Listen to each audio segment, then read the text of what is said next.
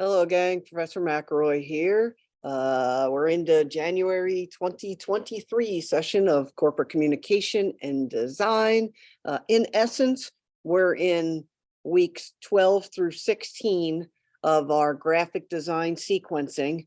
Graphic design 1, then graphic design 2, then visual communication, and then corporate communication. So just to kind of everyone kind of in different cohorts. So sometimes they time out the courses a little bit differently. So I'm going to start the beginning of the session talking a little bit about the skills, the process, the reasoning behind the 4-week chunks of, in essence, 16 weeks of graphic design theory.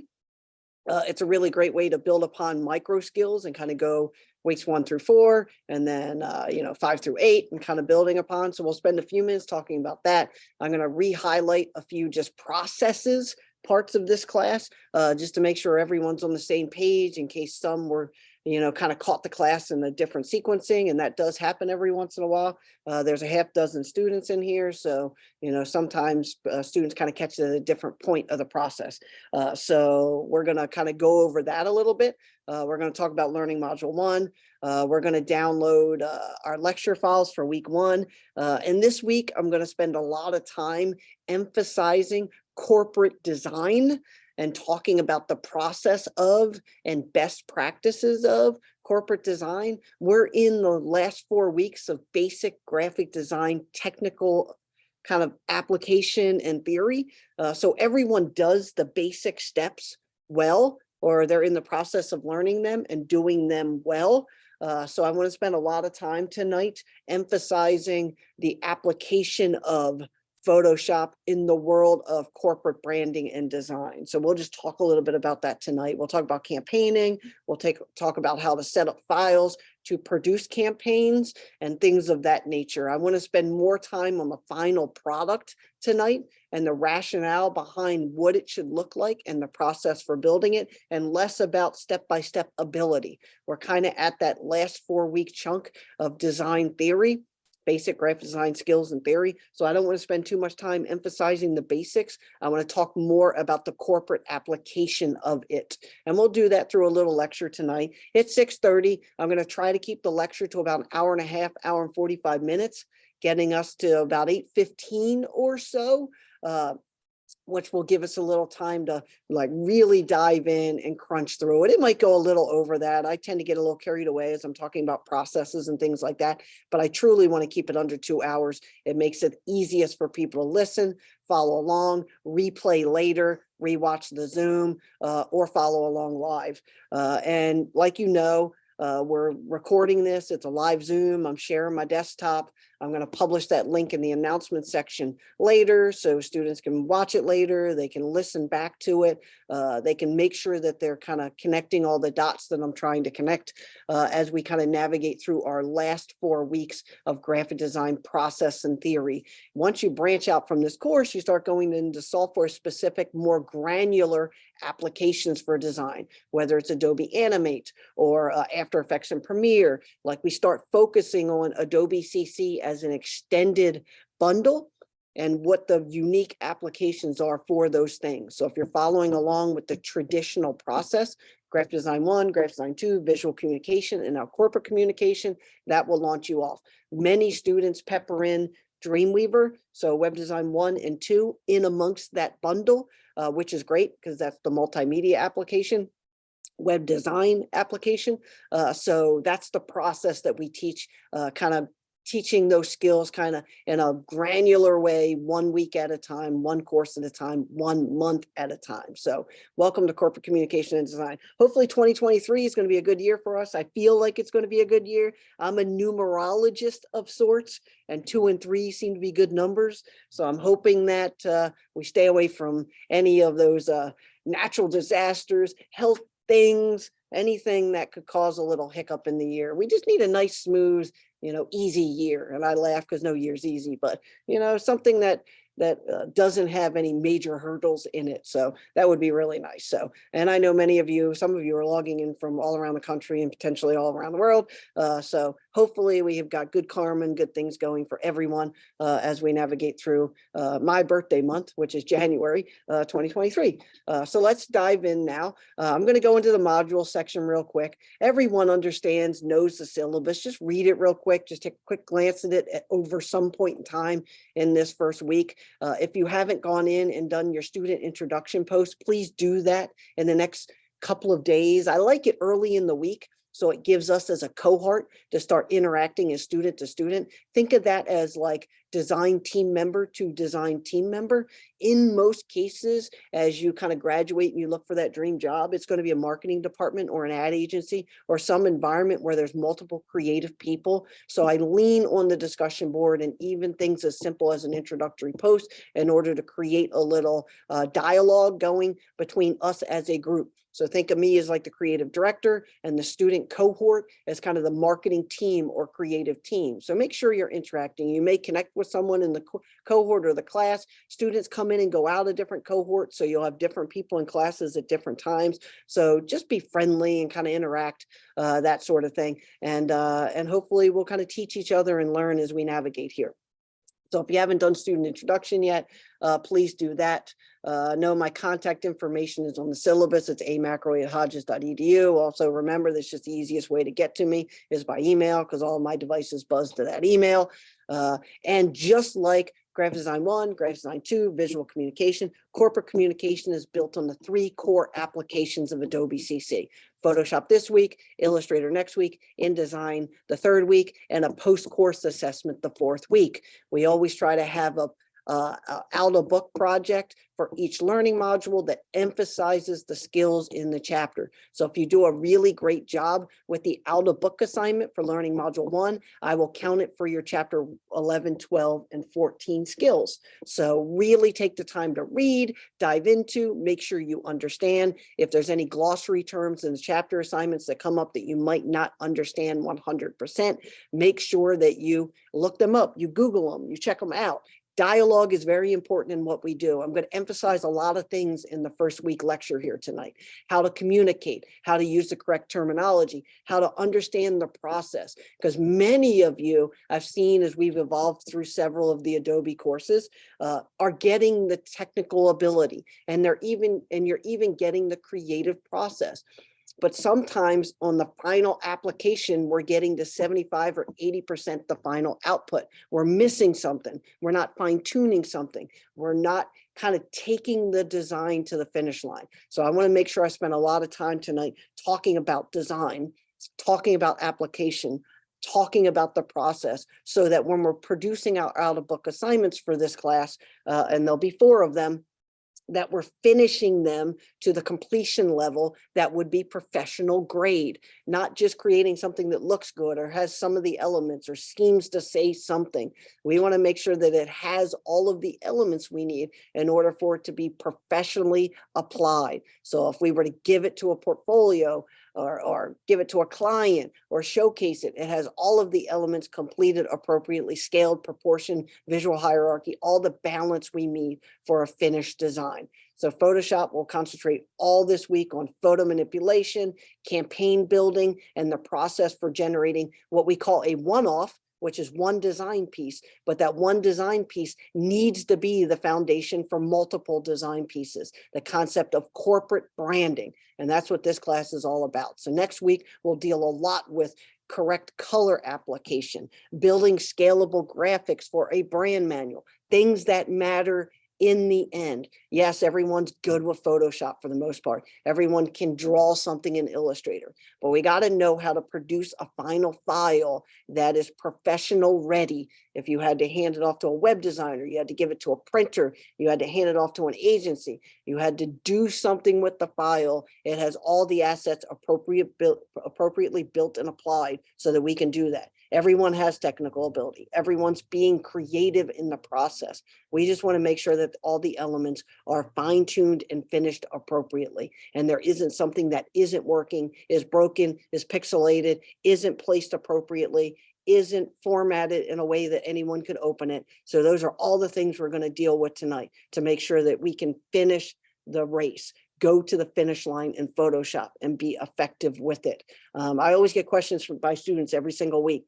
They're like 80% there and they're doing something with maybe professionally or something personally that they want to turn into professionally. And they're asking me about the last 10% of the process. And I'm happy. I answer it. Sometimes even help them do it if they send me the file. I just want to make sure we spend time that we're not getting to 80% and we're completing the final 20%. I spend a lot of time with students on the last 10 to 20%, even beyond classwork, just professional projects they're working on, or the company they work for asked them to do something and they're asking me, did I do this right the last 5%, 10% to produce it, to hand it off to someone? And so I want to spend a lot of time in this class. It's corporate communication. We need to make sure that our files are corporate ready when we output them. So I'm just going to hop into our digital book real quick, just to highlight chapter assignments, that sort of thing. Everyone knows how to do this. Everyone has been in these digital bookshelves and they understand how to open up the book and navigate through chapters. If you don't remember the whole downloading lesson files, right? Remember that right here in your introduction guides you through the registering of the book and downloading the files. At this level, I traditionally don't stick zip files in for the assignments we're working on because everyone should be able to do that. Most students have already downloaded the entire book zip file and they have it on their computer. So I'm not really worried about it, but just remember that's where it is. You should be friends with Adobe Press because they are the certification exams. They are basically the registered people for teaching the professional level of technical ability. Even though it's granularly delivered and it's kind of in step-by-step, it really is an industry standard. So just make sure that you know how to do that. So I'm just going to scroll down here really quickly and talk about some of the chapters down here. That is where we are in the process of the chapter assignments. We've done a lot of advanced compositing, typography, dealing with vector elements in Photoshop, masks and channels, all that basic stuff. We painted with the brushes in Photoshop last class. We're getting into raw image files, which is what you would get from a photographer if you worked for a company and they sent you raw files interacting with levels and transparencies and all the things that come with the native files of a professional photographer. We have a chapter on that. We have some basic editing of animation video in Photoshop. So I am going to talk a little bit at the end of our lecture tonight about the timeline palette and how it works with keyframes and how you can build basic animations in Photoshop in a raster-based environment, which is awesome for simple social media videos. I say up to 7 seconds traditionally, fade-ins, some scaling things, some swiping in and positioning, basic things for animated banners. It's an important skill set.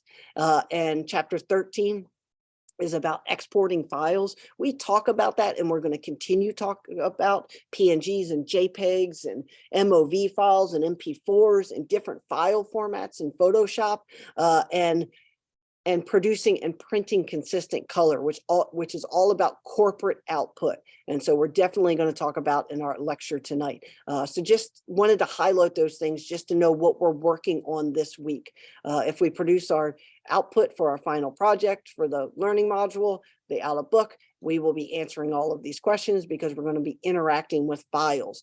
Do make sure you read those because like chapter 12 talks about different raw camera formats and you need to know what those are, because if you work for a corporation and you're in the marketing department and they hire a professional photographer to go out and shoot product film, shoot anything for your company, they're going to give you raw data formats. They're not going to give you a JPEG, a TIFF, a PNG, anything like that. They're going to give you raw camera formats. So just be aware of the extensions that are mentioned inside of your chapter 12. Photoshop has come a long way with the manipulation of color levels, the saturation of things, the pixel density of things in Photoshop. They've come a long way with what you can do. Having a raw file of any kind where you can dive into every element of a photo layer by layer is a really beautiful thing. I actually love to take photos. So I do a lot of photo taking myself. And sometimes it's even with just my iPhone, taking some images and things and going in and really breaking them down in Photoshop. So terminology is really important this week in Photoshop. We already have the skills. We've covered all the basic stuff. A lot of this is output, what you're bringing into Photoshop and how you're outputting it for your final files. So just really important. Raster-based image, layering. This is preparing those if they're going to be viewed in a multimedia environment. And this is how you handle imagery if it's going to be in a print environment. So these are three really important chapters. The multimedia tool in Photoshop is pretty cool. It's the same exact process as Adobe Animate. It's the same exact process as Adobe After Effects. Timeline, keyframes, position changes, effects by keyframe, transition, fades. So if you can do it in Photoshop, you can do it in any of the other programs. If you were lucky enough, or the process was where you took one of those software applications or you have basic knowledge in them, then using Photoshop as an animation program for web banners and social media animations is super easy. So I won't spend a lot of time. The book does a really good job of step-by-step kind of showing you, but I will show you timelines and keyframes and what it means and how it works in Photoshop. All right, so that's my little spiel kind of on the process for our course, corporate communication.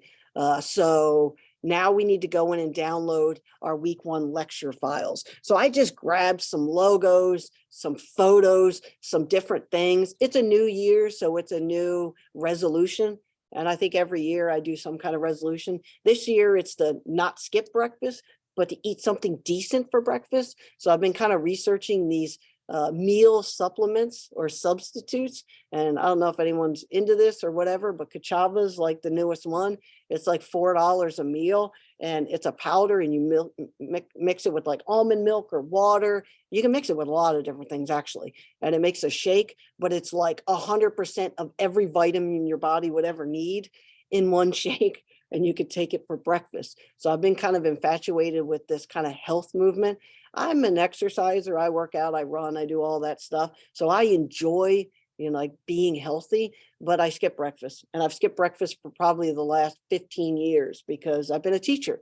And so when you teach, you kind of just skip breakfast, I think, because you get up, you get into the day. If you have a family, you get kids or your wife, they wake up, they may be going to work, they may not. Like, breakfast always gets in the way. And I know it's the most important meal, but I always skip it. So I've been researching this. So I thought we would spend some time tonight interacting in Photoshop. We're going to build some layers. We're going to talk about campaigning. We're going to talk about building templates. We're going to talk about the elements that are required in corporate communication as it deals with print application.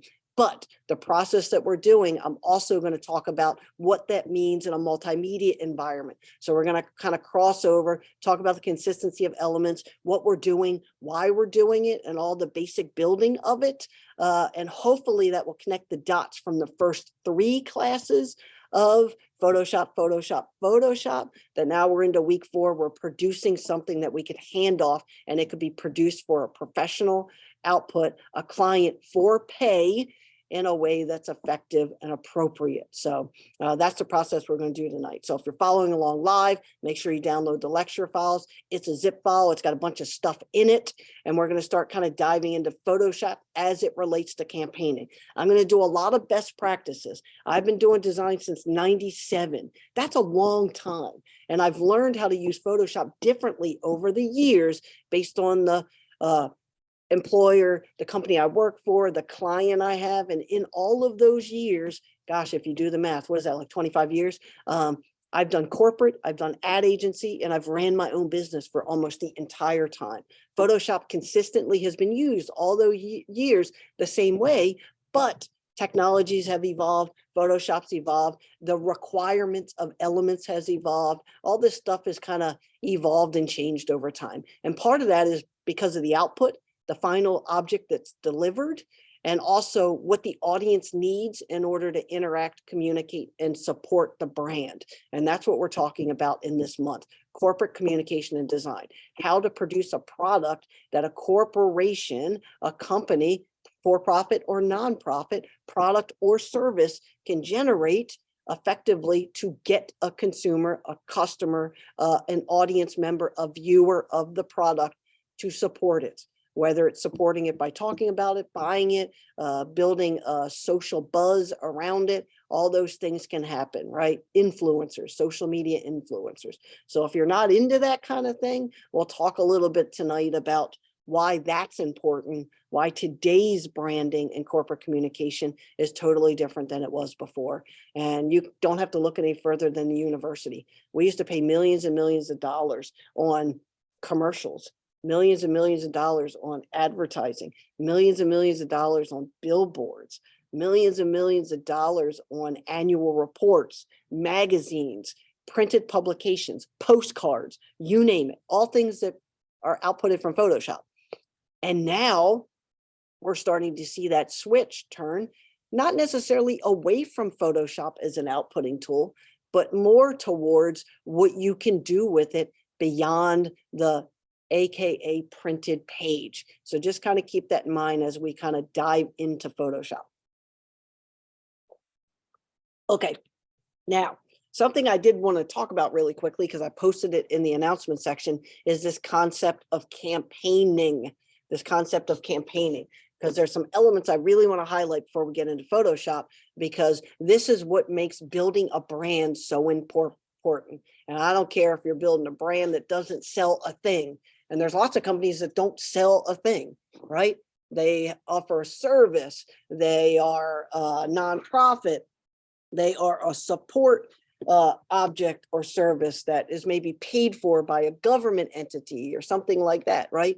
But they still have to communicate what they do in a way that they can create a support mechanism, a support structure for what they are offering. It doesn't matter if you don't make a dime, right? There's lots of people on social media that get paid for having people follow them, but they're actually not producing anything. They don't sell a product. They don't sell a service. They're just communicating in a platform that people want to listen to. And by listening to that platform, they generate avenues of ad revenue and avenues of paid revenue, even though they actually don't offer any product or service, right? So just keep that in mind. So I want to make sure that as we dive into Photoshop and we start talking about these applications, that Photoshop traditionally was image-based for print output, right? It was image-based for print output. We were making ads, we were making book covers, we were making billboards, we were making any number of posters, any number of kind of image-based applications. But it has evolved into a multimedia environment. That's why your book does talk about a little bit about timeline animation, because we're taking image-based elements and we're blowing them up, we're expanding them, we're moving them, we're pushing them out into social media, whether it's TikTok or Instagram or Twitter or any of these things in order to support a product or service. My goal is to have 500,000 followers on my Instagram account. If I do, I'm going to make 6 figures a year, and I'm actually not selling anything. It's people following me to listen to what I have to say. That's a crazy thought, but it's what's happening in today's day and age, which is really crazy and scary and cool all at the same time. I've got 2 teenagers, and I actually think they want to be YouTube sensations, and they actually don't want to produce anything.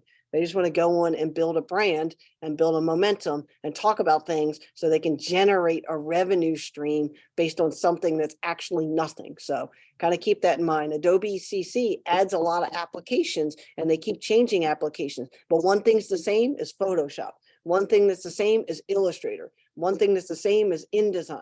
One thing the same is Dreamweaver. They may add alternate applications, but they don't touch the primary applications that have a distinct reason to be there. And Photoshop is that thing. Okay. So let's spend a few minutes talking about campaigning, because it's a really important process in Photoshop that many students get about 80 to 85% on, and then they start losing the process of why we're using Photoshop and what we need in order to generate the right response from the consumer. And the right response from the consumer is to support the product or service, buy the product or service, or talk about the product or service. Those are all simple things to say, but oftentimes less is more in a student's mind, and they leave out the important elements that are required in a campaign environment, a Photoshop environment, in order to effectively do any of those things. It's fine to create something beautiful. It's another thing to create something that's beautiful that you can build upon, that tells a story and generates a movement or a mood from the audience. And that's what we're trying to do. So we just want to make sure that we're in Photoshop, we're keeping that in mind as we build. And so I posted just kind of a really interesting campaign here, arts campaign for a campaign kind of emphasis. I wanted to highlight a few things. So immediately you should see things like branding, right? Logo. You should see things like sub-branding. See all these little logos running along here? You should see things like call to action. You should see things like support copy. In this case, a list of actors, actresses over here. You should see things like location, date, time, URL down here. And if you scroll, you should see a consistent use of application and elements. Sub-brand down here. Up here, sub-brand up here. Primary logo branding to the right. Primary logo branding to the left. All iconography, all scale, all proportion, exactly the same. This the same size as this. This the same size as this. General image, same size as this general image. Did they move the elements around? Did they adjust color saturation a bit? Did they tweak the layout of these two billboards? Yes. Are all of the elements represented in the same scale, same proportion, same general cluster from one design to the other? Yes. It's a really hard thing for students to grasp and to feel comfortable in manipulating when they're building campaign elements in a graphic design application, right? It's okay to move the elements around as long as their scale, proportion, cluster, and general feel and location are the same. It doesn't mean that if I want to create a second billboard, I have to swap this image out with an image in the exact same location. No, that's not necessarily true. This one isn't in the same location, but the treatment of the image, the color application, and the general scale, proportion, and location of things is the same.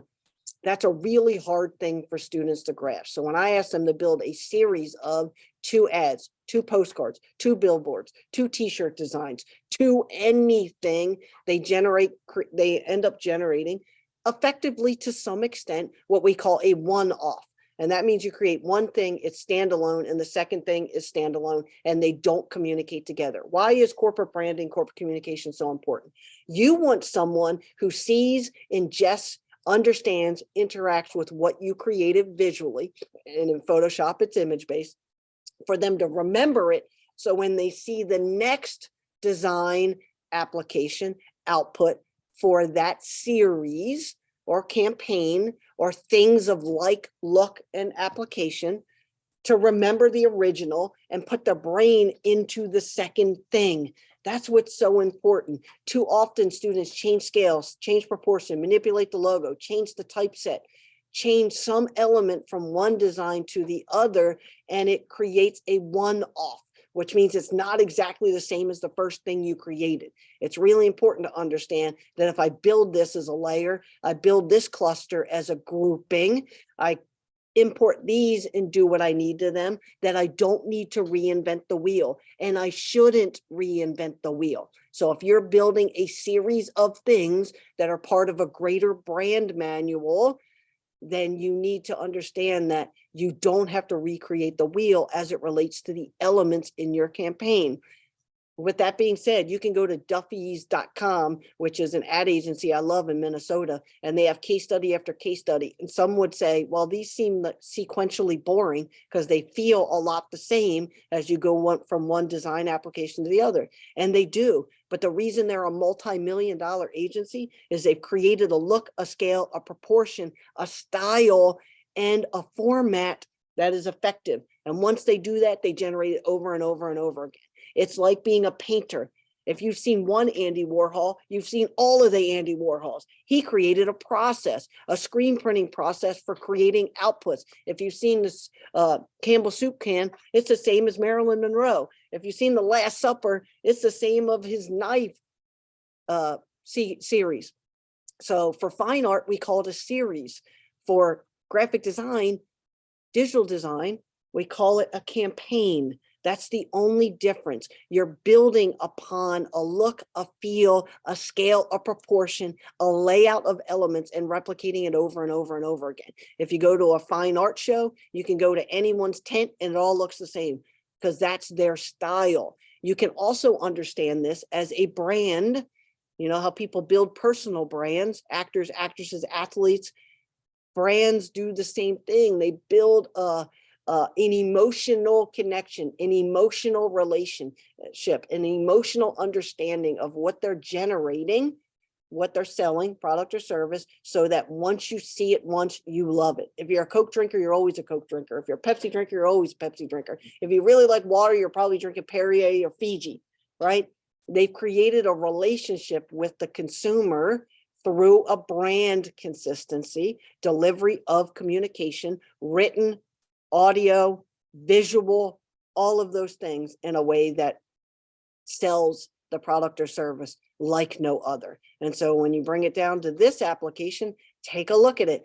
Totally different format, landscape to portrait, logo cluster the same, call to action the same, date, time, location the same, sub-brand the same. Look how small they are in the format for portrait. And they're a little bit bigger because they have more horizontal space in the billboards. But look at the scale as it relates to the cluster, the brand cluster, much smaller, clustered like this. These are grouped. All of these elements in this little section right here are grouped, and they're moved to here, duplicated as a layer, moved to here, duplicated as a layer. The type didn't change, the color didn't change, the font selection, the color treatment, the white on the pastel colors, the what we call inverted or negative effect of the elements on top of the photos, exactly the same, right? This is one agency that replicated this through portrait and landscape, huge billboards to bus stop signage, exactly the same. So as we build elements in this class and we produce things in this class for our out of book assignments, remember that even though it's a one-off, you're creating one thing for me sometimes, you need to remember that it needs to be built in a format for a campaign, things that you can replicate over and over again. And the thing I love about corporate communication class is that I immediately can gravitate towards student style. You each will produce something effectively different that we could replicate over and over again that makes what you do unique. The way you visualize color, texture, layers in Photoshop, scale, proportion, what kind of grid you design on. All of those things will be unique to you. So like I tell every student, you're not competing against student against you. You're competing against yourself to maximize your skill set in a professional application, a way to output it professionally. All right, so let's get into Photoshop and start talking about the actual structure of a Photoshop file in a campaign way, in a way to develop a campaign so that you can replicate this process over and over again. And I'm going to tell you right now, when I'm in Photoshop building, I build my entire campaign in one Photoshop file. My entire campaign in one Photoshop file. I'll generate the layers, I'll group the layers, I'll get the elements together, I'll name them appropriately, and then I'll duplicate those elements and replace elements as I need to based on the campaign I'm creating. And that way I can really maximize my file per client, right? Storage isn't a problem. I want everything in one location. So I can keep things very sequentially organized. So you should have downloaded your Kachava file, and you're going to notice that I have a logo in there. I have a packaging product. I have some really yummy looking things in here, and I have texture. These are all things I'm going to replicate. If you've never interacted with this product before, I'm just going to open it up real quick. just so that you can get a vibe for what's going on here, because they got a really good ad agency as it relates to their brand. And so this is the package, this is the product, this is the color palette, the typography, the nomenclature, the naming, the process, the way they do things in order to build a really effective brand. And we're going to take some of those elements and we're going to start building a framework for what could be a print campaign based on this product, its terminology, its brand manual, but in our own way. So we're not wiggling outside of their brand. We're just building our own unique application to the brand, just so that you can kind of see the process. So we're going to go into Photoshop. So I'm going to open up Photoshop. We're going to set up a basic file. We're going to talk about layering. We're going to bring in elements one at a time. We're going to build the framework for a one-off campaign, which means it's a one-off, but it's built in a framework that we could replicate it over and over again if we needed to for our client. So I'm going to go into create new. I'm going to go over to print. I'm going to set up a basic file here so that we can kind of build the framework we need. So we're going to do landscape mode, but we're going to stick with the standard 16:9 format, because even print world has started to get into a more 16:9 or multimedia environment, because you're seeing a lot of magazines are printed square, they're printed in odd formats now. And a lot of that is because they're trying to make something for print, which is what Photoshop was designed for, but make it so that it can interact in a online environment, a multimedia environment, whether it's an interactive PDF, it's some kind of social media posts. A lot of us are getting back into that 16:9 format, which I absolutely love. The number one and the very best design process or product that you could ever create, I think creatively, is a poster. If you can do an 11:17 poster creatively in that format with all the elements that are required effectively, you can design anything. You can design packaging design, you can do websites, you can do anything. Because a poster is the ultimate one-sided, one output thing that goes in print world, goes online, goes into social media, and you got one chance to be effective at it. So I absolutely love poster design. If anyone ever asked me to create posters, I'm like super psyched about it, because if you can create an effective poster, you can create anything. If you can create an effective postcard, you can create anything. Now, postcards cheat because there's two sides to them, but if you can win them on the front side, they'll flip it over to the back side. So I love one-sided solutions. And that's actually how I teach packaging design class. It's one side. It just happens to be folded up a bunch of different ways with die cuts and all kinds of things that make it more complicated. Two-dimensional turned into a three-dimensional space. But in essence, it's one-sided, one off, which I really love.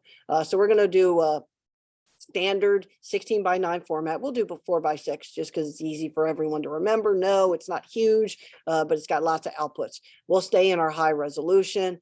We'll stay in our RGB mode, knowing that multimedia is RGB mode. Print is CMYK mode. So know that there is a color variance there between CMYK and RGB. But your project for your out of book is to create a little animation, and that's an animation for social media. So I'm going to have it in RGB mode for our final output, just so that we know the process as we get into your out of book project. I always like to try to connect the things together. So with just basic square pixels, all the things we've seen before, I'm going to go ahead and say yay. And now you can see it.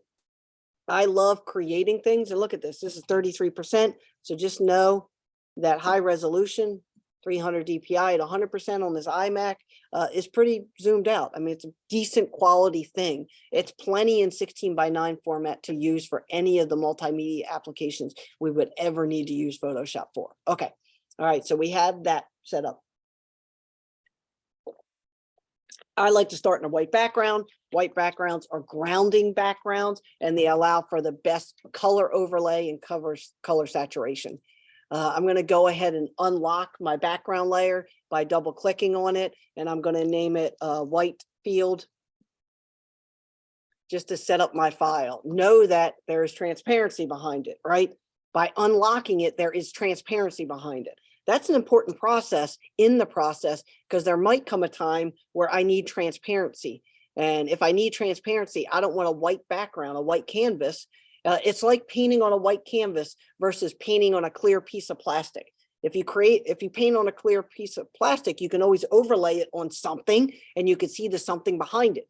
If you paint it on a canvas and you hold the canvas up, you can't see what's behind it. So I like to always set up my Photoshop files in a way that you always have access to transparency. It's really important, because if this is a multimedia output and I'm putting it in something, let's say a web banner that floats as a window box in a website or something like that, transparency is important. If the packaging is there and there's animations in the packaging and you have a transparent background, when you export that thing for multimedia, it can sit on top of the page and you can see what's underneath it or behind it. So that's a really important part of the process. I also like to, in my process, turn on my rulers.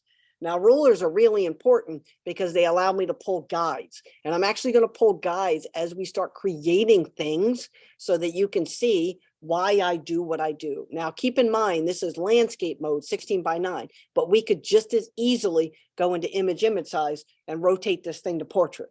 I'm just working in landscape mode because so much of what I do nowadays as a design business is multimedia. So even when I'm designing anything, it could be a postcard, a billboard, whatever it is I'm creating, but I'm using Photoshop for it because that's the program that is image intensive and heavy and allows me to use raw photo files. That thing has a multimedia output. So I just do so much in landscape mode now. It's like ridiculous. I still do annual reports, but I do them for interactive PDF output. I don't do them for print anymore. I mean, we do a magazine at the university and they print copies of it. I don't know why, because they can put it on the TVs on campus and people can watch it and see it. It's already on the website. You click through it as an interactive PDF and it's a flip book, so it peels like a real book. Why would you ever print the thing as a piece of paper? They lay it around the common areas, but man, that's a lot of money for someone that never picks that thing up. And the beauty about the interactive PDF is it's searchable on the web. So if you put it out there for the world to see and they type out something specific about an article or anything that's in there, it immediately pulls it up. I mean, so there are still outputs for physicality of paper, but a lot of it is even evolving a little bit to, you go out to a restaurant, it's a QR code and they want you to open the menu on your phone. They don't print menus anymore. You know why? Because COVID.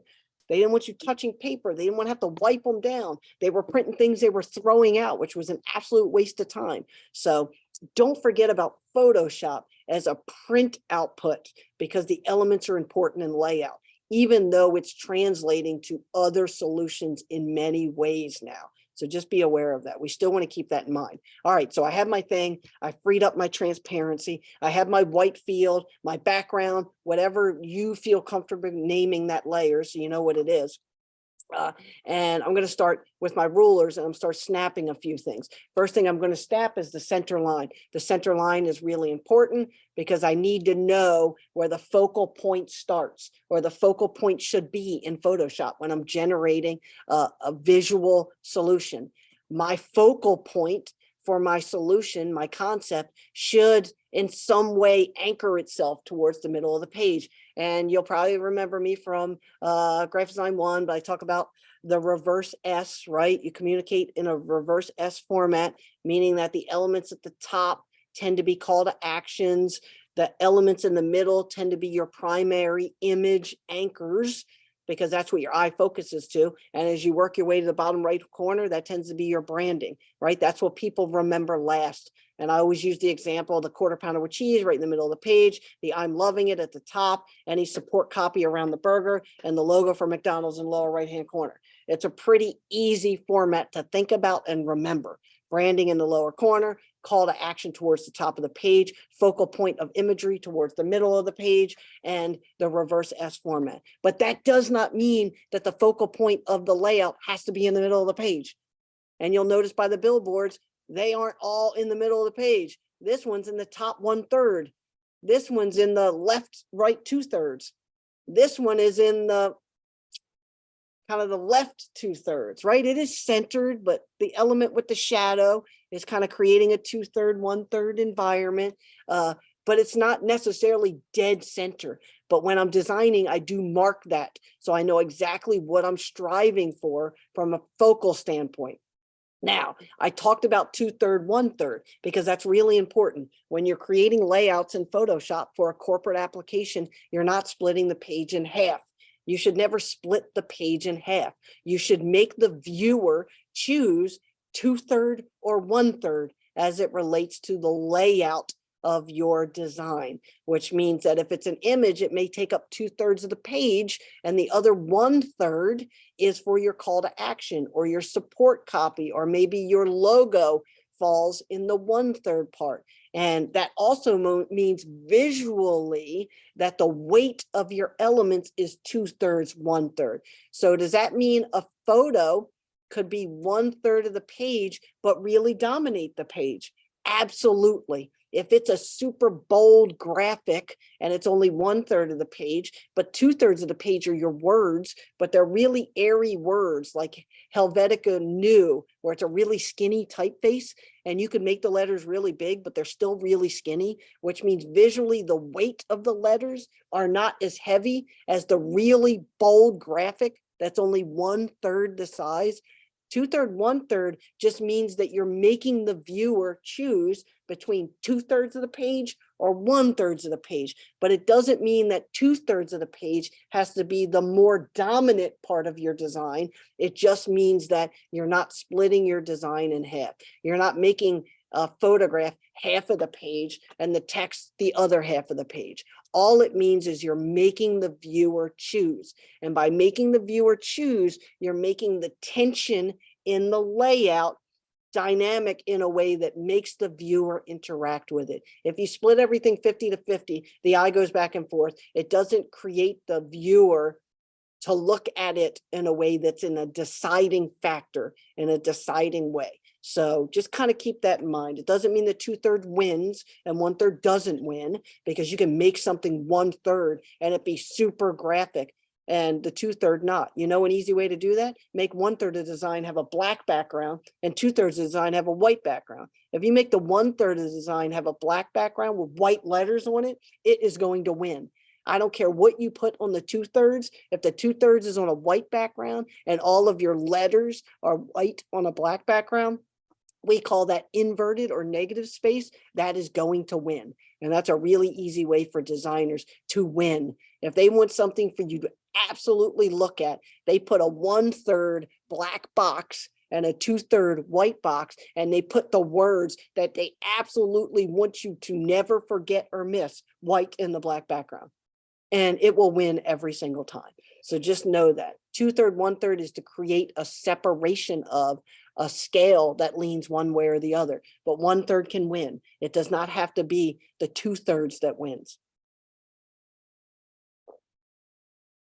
Okay, so I found my center focal point, and also realize that the consumer, the customer, the client, they're not seeing the rationale behind how I'm laying this thing out. All they're going to see is the finished product and realize they like it, right? They're not going to really get the reason why they like it. They're just going to see it and realize they like it, right? All right, so now we're going to look at 2/3, 1/3, right? So the very next thing I do when I'm building a campaign in Photoshop, I find the center focal point. I split the document into 4 quadrants, which is exactly what I did here. I choose whether it's, in this case, it's landscape mode. So am I going to do 2/3 left of the page, 1/3 right of the page? Am I going to do 2/3 right of the page, 1/3 left of the page? So that's my first option. That's 2 layout options.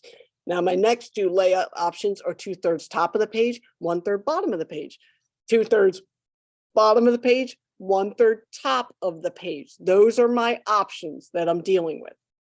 Now, when I'm setting my guides, my format for my campaign template, I'm looking at what I have also, right? So either the client gives me the elements they want me to use. We took these pictures. Here's our logo. Here's our packaging design. Our campaign is already built on our website. We already have packaging. We already have that stuff. We just want you to build this solution that matches that stuff. So they're going to give me things like photographs. The photographs are either going to be naturally landscape or naturally portrait? Well, that's a determining factor. If they're naturally landscape, then my 2/3 is going to either be bottom landscape or top landscape. If by nature my imagery is portrait, then my 2/3 are either going to be left 2/3 or right 2/3, right?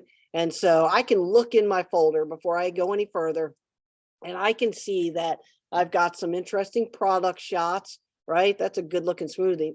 Blackberries, love those. A little drink, right? Would anyone drink a green drink? I mean, seriously, when you look at a green drink, you think, gosh, this is super healthy, right? I can't get past the green, let alone the texture, but I'm sure that's kale and all kinds of stuff in it that's super healthy for you. This would not be appealing to me, even though they put the really cool straws in there. But sometimes I hold my nose and I drink it anyway because I know it's good for you. I don't know if you've ever gone to one of those health stores and they give you like the wheatgrass and stuff, and it's part of the drink. And it's like, oh my gosh, this is super healthy for you. It's a super food and you're going to feel great after you drink it. And then they give you a tiny Dixie cup and it's totally green and it's thick. And you start drinking it, and you're like, oh my goodness, how does anyone stomach this ever? How do the people that are like vegetarians and they drink this stuff on a daily basis, how do they do it, right? So we're going to need to make this thing at least feel appealing in some way, shape, or form. And then we have kind of that meditative environment for this. And you'll see the format is portrait, right? Portrait format. So I can either cut this thing. So I'm already thinking about it. Can I make this landscape to make my design really appealing? Can I cut this thing in a way, a 16:9 window that makes this thing appealing? And I actually do think I can, because the other thing they gave me was texture. And they're like, this is the kind of texture we want in our advertisement because it's what we already are using in our other brand elements, our corporate branding manual, our photo library that we're using for other designs. And understand in corporate world that you will have an image catalog that you are working on or with, and you'll also have the ability to buy imagery or take imagery, but it should match with those photo elements that have already been generated. When I've worked in a couple of different corporate environments, we actually hired the same photographer to do a lot of a photography based on our campaign so that the imagery all came out with the same filters, the same perspective, the same, look and feel, because just like building an ad campaign or being a designer that creates logos, you have a style your own. So when you hire a photographer, an illustrator, a designer, you kind of know what you're getting before you get it.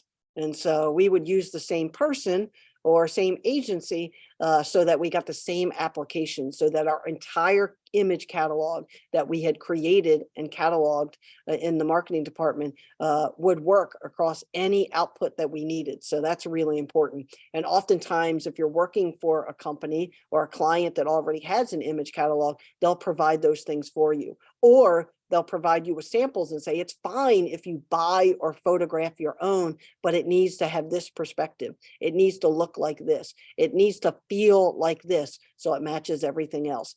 You can't take it's kind of like music. You can't really blend rock with country all that easily. When you hear country, you can hear a lot of country songs and they have similar instruments. They have kind of the same pitch and tone, like a lot of the same things. Design's no different. And corporate branding, that's the key. You're creating a look and feel that is consistent across application. Okay.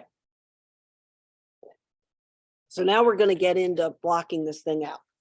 And I think I'm going to do 1/3 texture and 2/3 image. And I'm going to do 2/3 top, 1/3 bottom. So I'm going to bring my guide now.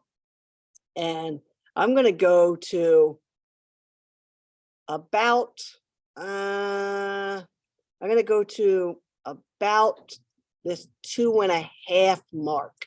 So you can see that this is 2/3 and this is about 1/3. I'm actually now going to take my center point and remove it, because now I know actually my focal point is going to be somewhere in here. So I've now decided, based on my elements, 2/3 is going to be top, 1/3 is going to be bottom in my design. This is my center point, which even without bringing any elements into my template, which is what I'm building for my campaign, I'm thinking logo over here somewhere.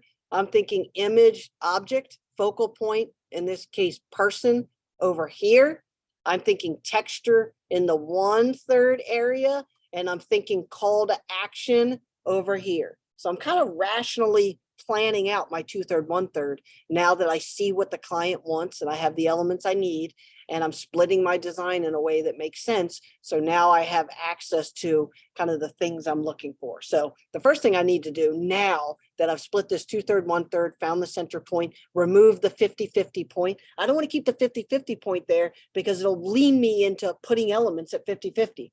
I don't want the horizontal line there because I don't want anything to exist on the 50-50 line. I want it to be 2/3, 1/3. Now, remember these lines are an excellent place for what we call baseline. This line running across here is a horizontal baseline. This line running through the middle is a vertical baseline. Think of vertical baseline like text alignment. If you do left or right text alignment, it creates a vertical baseline, a vertical guide. And that vertical guide is right here. When you write words or you align objects and you align them to bottom, you create, in essence, a horizontal baseline. And horizontal baseline is most easily explained as the line that type sits on when you write a sentence out, right? So now we have vertical baseline and horizontal baseline. So before I actually create anything, I've already in my brain, based on the elements I have formulated a layout.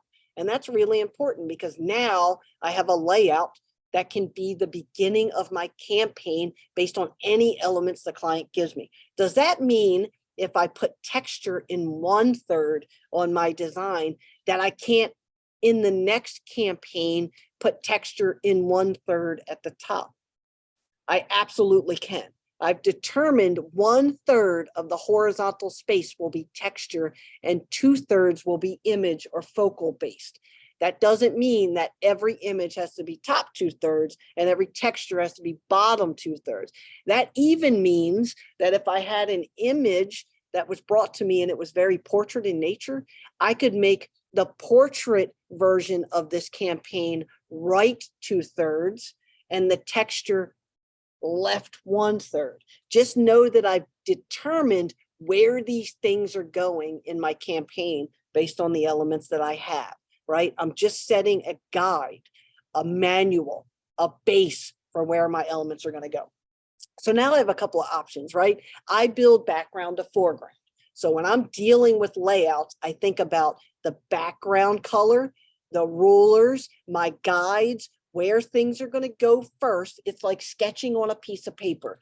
I know a lot of designers don't use paper to sketch thumbnails out or layouts anymore, but I used to do that all the time. I would use rectangular shapes. So I would draw the format of my design, portrait or landscape. I draw a box, which we call a thumbnail. And inside the thumbnail, I would draw individual boxes for each of the elements. So I draw a box for the size and positioning of the image. I would draw a box for the size and positioning of the logo. I would draw a box for the size and positioning of the type, the call to action. And I would even inside the call to action box put whether the type was left aligned, center aligned, or right aligned, just by doing the little dash lines that you see inside of your paragraph palette. See this little thing? Think of it as a box. See how you draw a box over it?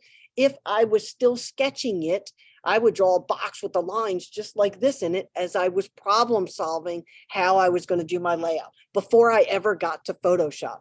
Now, the world of technology, there's so many things at your fingertips that you can really do things digitally very quickly with rulers and guides and boxes that I used to do on paper. So same scenario, I'm just doing it a little bit differently now because I have access to Photoshop. I have access to the ability to generate things quicker on screen, hide layers, remove them, things that I couldn't do before.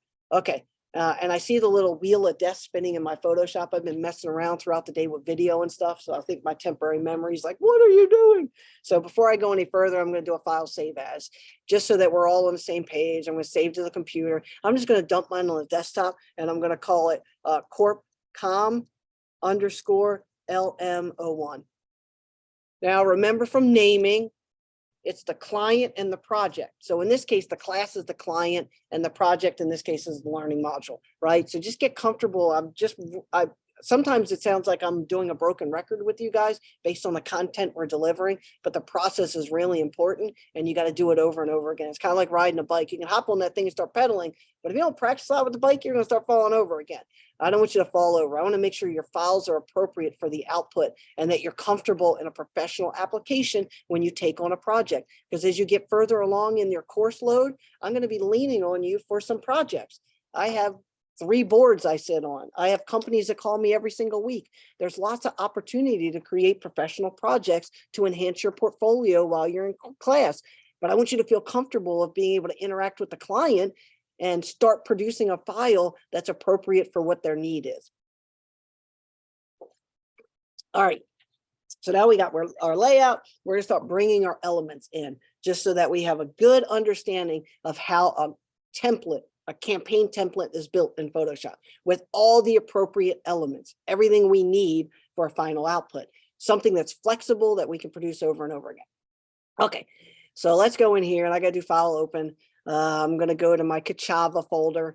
I'm going to go in and remember, now that I have my guides, I have my thumbnail sketch in essence, but now it's digitally, not on a piece of paper.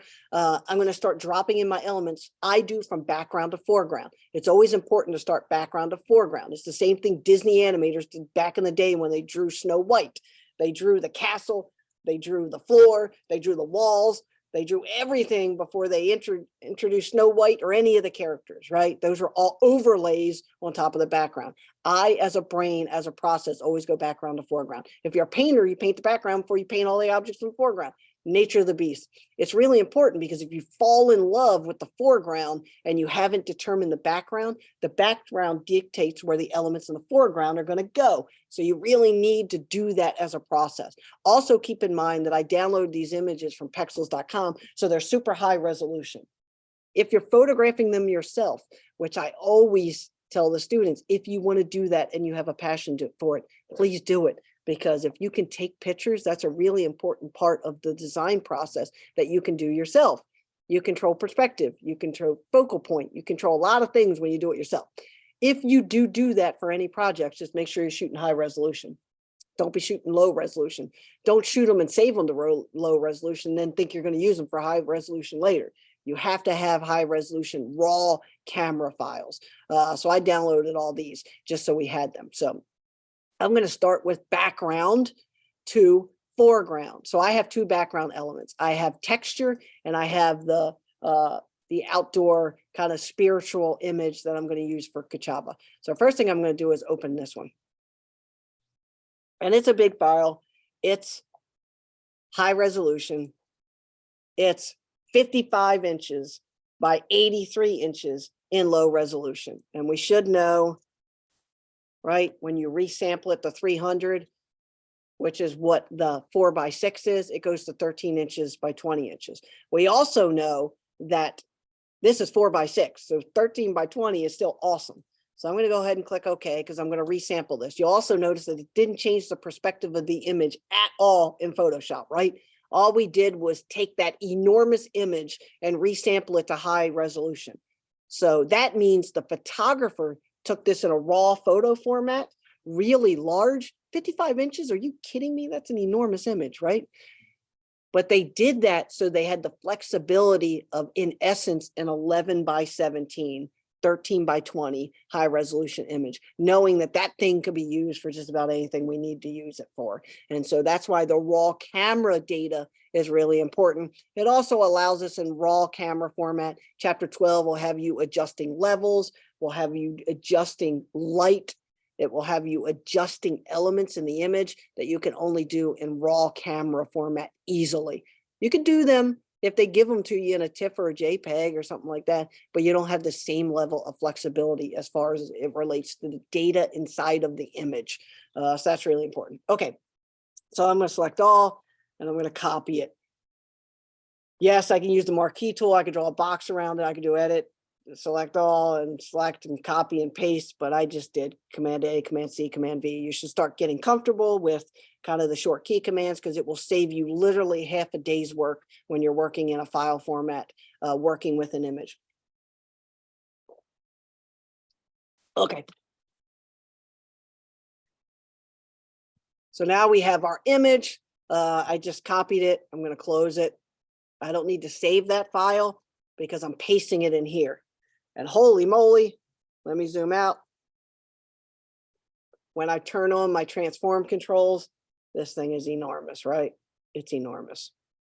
So I'm going to scale it down, and you're going to notice, I'm going to zoom in a little bit now that I'm starting to scale it. I'm going to scale it in a way that we call full bleed, right?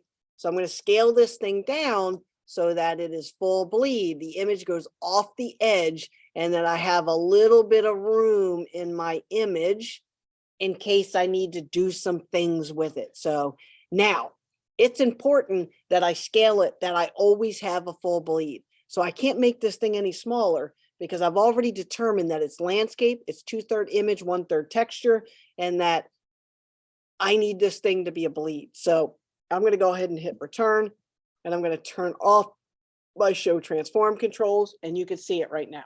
Right here is my image.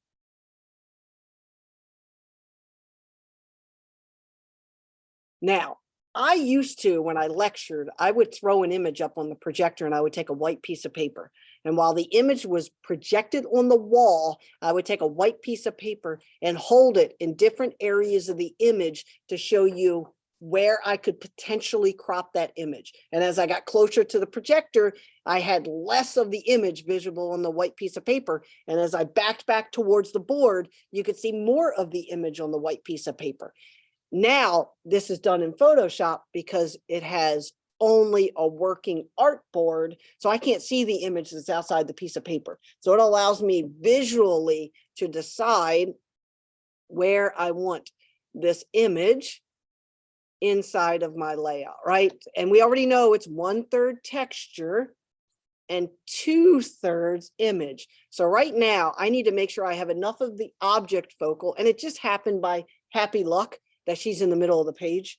It just happens to be that the photographer took the picture of her in the middle of the page. Happy accident, but it does reinforce my 2/3, 1/3, my focal point being towards the middle of the page.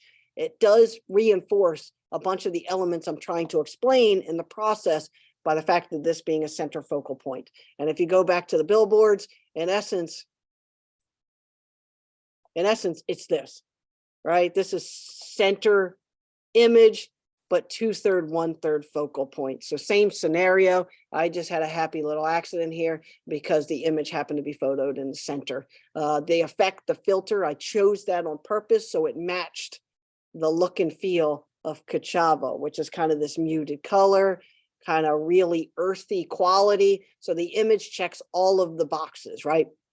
So I'm going to move that image. I'm not going to use my marquee tool and delete the bottom of that picture. I'm not going to do that because I may need elements of that later. All I'm doing is positioning for 2/3. So that now brings me to my 1/3, which is going to be my 1/3 texture. So I'm going to go in here and grab my texture. I'm going to just select all and copy. And gosh, I love this picture. It's like perfect for Cachava. Like it's got a great feel to it. Now you're immediately going to see when I paste that texture, it's like the entire document, right?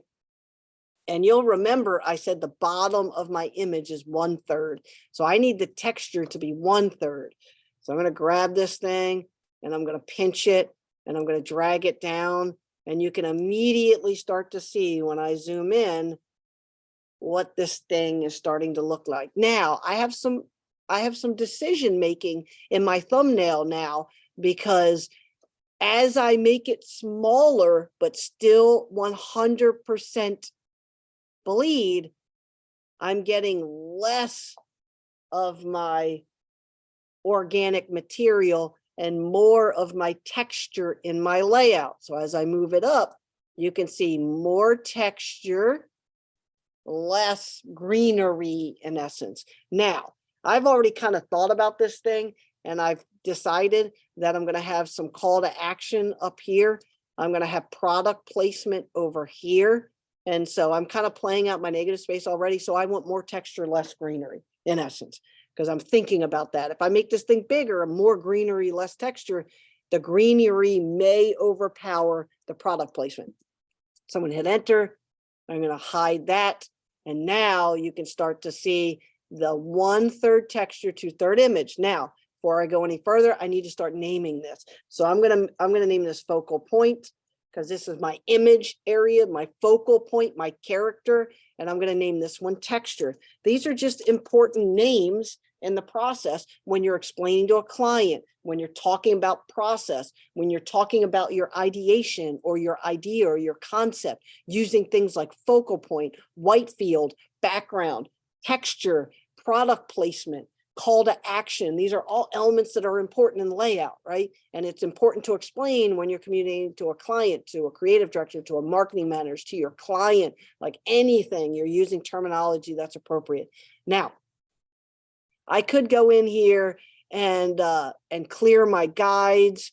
I could go in and clean this thing up now, but I need them still. I want to be able to see them for a little while longer, just to make sure that my baselines, both vertically and horizontally, are appropriate based on my layout. And I'm actually going to do some overlapping in some different things, but you'll get the idea here soon.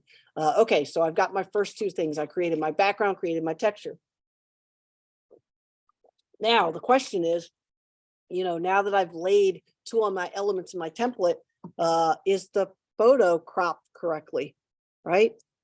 Like, how much of the top part of the image do I need to see versus the bottom part? I want to move this up a little bit so that I get a little bit more of the meditation part and a little bit less of the greenery up here, right? If I slide this down, that doesn't make any sense, right? But if I slide it up all the way up here, that doesn't make any sense, right? Her top of her head's cut off, but I can see all the meditation. So I'm going to move her down a little bit so you get meditation, and you also get a little bit of focal area, the person, the type of person that might be drinking this product or buying this product. And I have to tell you, it's not cheap. Like $60 a bag for like 15 meals. So it's $4 a meal.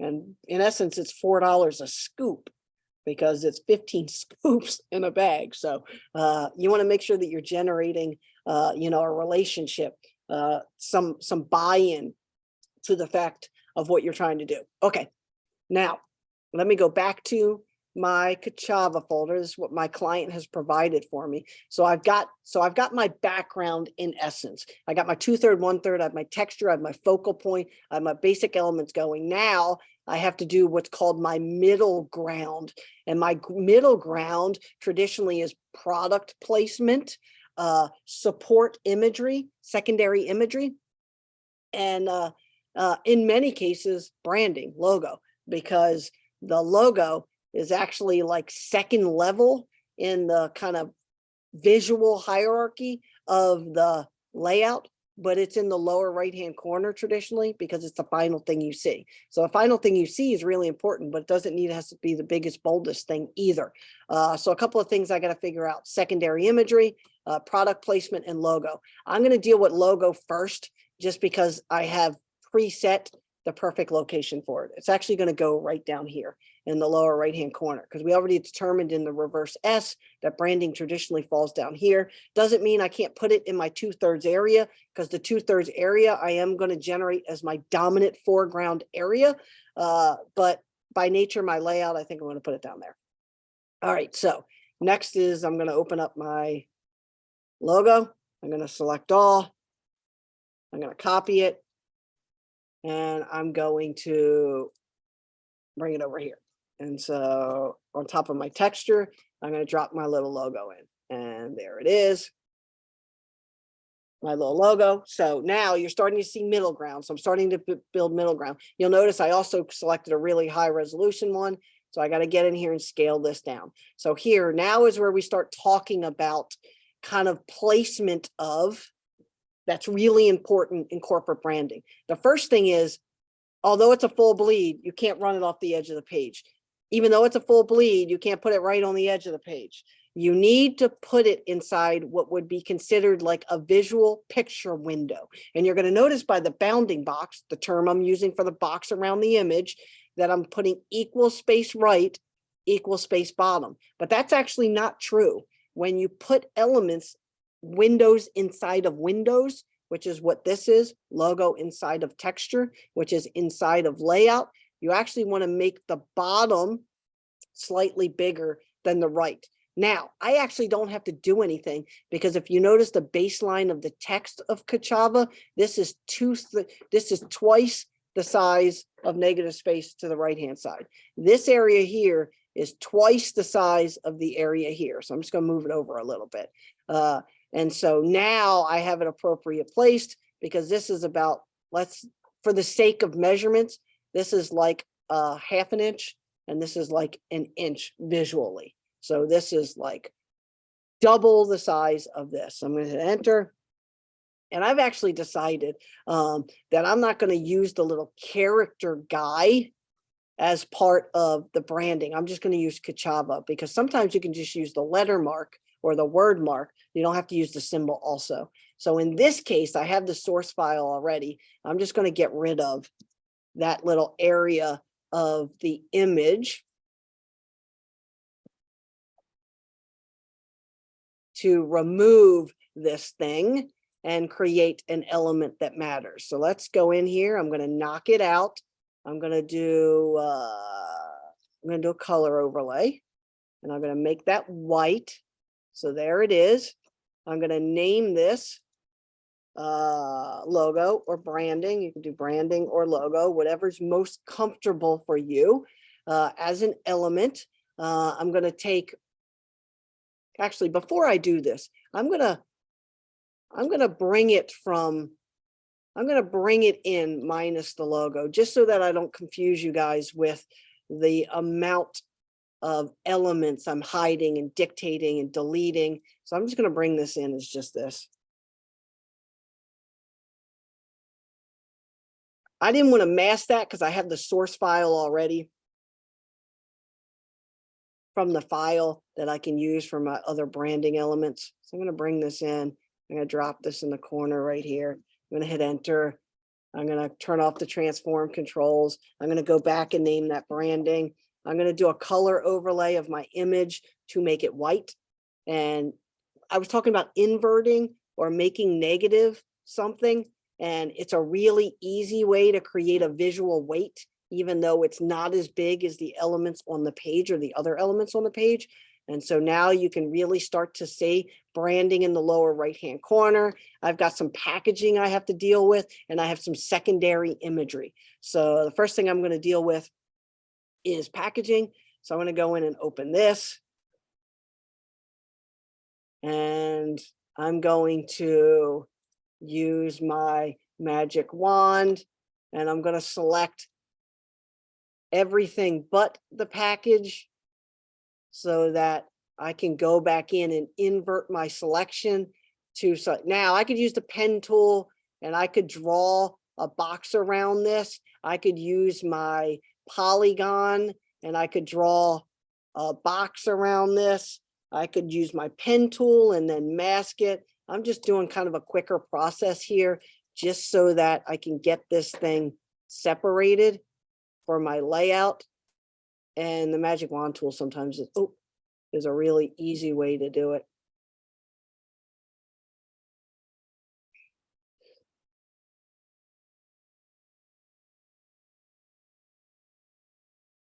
So I'm just going to cut through this real quick just to get a nice smooth copy of my bag.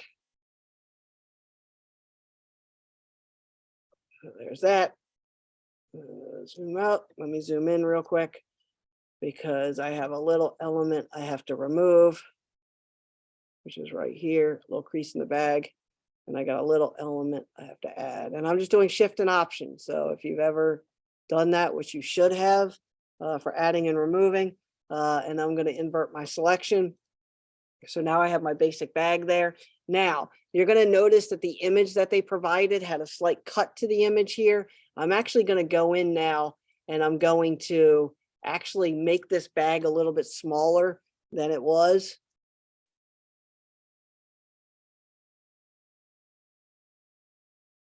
Just so that I get a smooth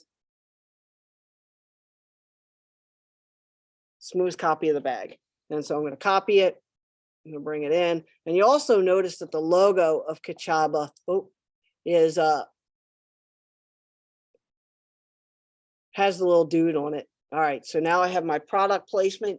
Now important part of the aspect, right? They provided me with some elements, 2/3, 1/3, texture images, landscape image, textures, landscape, a bag tilting to the right, a logo that's horizontal by nature. So a lot of the elements are dictating kind of the layout of what I'm doing here. So I'm going to just do packaging. Right, I'm setting this thing up. Oh, got the G. Setting this file up for success later. All right, so here's my package. I'm just going to scale this thing down because my package is going to kind of go in the corner over here. It's leaning over to the right. So by nature, it's got to go to the right over there. So now you can see my texture, my 2/3 image, my logo branding in the right-hand corner, my product placement kind of over on the right 2/3. So visually right now, this thing is leaning over to the right-hand side of the image with 2/3 being the top, 1/3 being texture down the bottom. So I'm just setting this thing up for my ability to campaign, build a campaign piece here. Okay, so I've got what I need so far to start building this thing. I can't invert this. I could rotate it if I need to, based on what my layout's going to be. But I have the elements here. So now I got to do a couple of more things. I need to add my text elements, which are foreground. So now I'll have background, middle ground, and foreground set up. Then I can import my other images in if I need them based on what my layout might be in the end. All right, so now I've got background set up. I've got some elements for middle ground, including branding. I got to do foreground.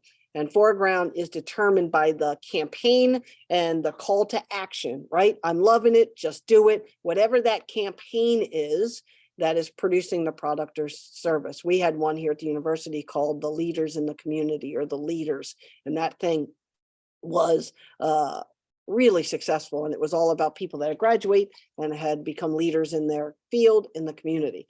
And so this is your daily super blend, is what the campaign is for Kachava right now. So I'm going to copy that, and I could have wrote a different campaign for them. I could actually say, hey, I think you should do X, Y, or Z. I'm just using their campaign because they requested it. You're also going to notice something. So this is called the call to action. You're going to notice the call to action is a heavy sans serif typeface on the website. Sans serif means without feet. So it's Arial, Helvetica, Tahoma, Avenir, something like that, right? And it's heavy in weight. So this is bold, heavy, or black is the name of the font family member. So we're looking for sans serif, and we're looking for a bold or weighted type for our call to action. You'll also notice that the support copy or the tagline is the same font, just in upper and lowercase and in regular or normal weight. Corporate brands normally have up to 3 typefaces. They have a sans serif that they use, a serif with the feet that they use, and a support copy, or what we call body copy typeface, that they use for all written words, right? In this case, they're using bold for call to action, regular for tagline, and they're using a small bold or a small light, depending on the delivery, for their support copy. So this looks like a thin or lightweight that they're using for support copy, all sans serif, which is fine because the logo is sans serif. I don't see anything here that's delivered in a serif format, but you will notice that they have used an italic or handwritten font that would be a secondary font to use as part of the branding. Okay, so we have our call to action. So that's really important. I'm going to use my text tool, and I'm going to paste in my call to action. And so here it is, your daily super blend. Now you'll notice it's a serif, right? This is a serif typeface. It is Trajan Pro, which I absolutely love as a typeface, but it does not work for what I'm doing here for my client. So for the sake of the process, I'm going to switch it to Avenir. Avenir I actually really like as a sans serif typeface. And so I'm going to take this thing now, and I'm going to move it in its negative space. Now you're going to notice another thing that's really important in corporate branding. It's using consistency of color application. I applied a white or an inverted logo application. I'm going to use an inverted text application, white and white. Yes, I could use a different color here. I could tie into the earth tones of the image, the texture of the board, or the earth tone kind of natural vegetation. But I'm going to stick with invert and inverts. It also helps me in a 2/3, 1/3 environment to create a triangle of white. a triangle of color, kind of like a kitchen where you have the sink, the stove, and the fridge in a triangle. The reason that is because it's a good working space in the kitchen.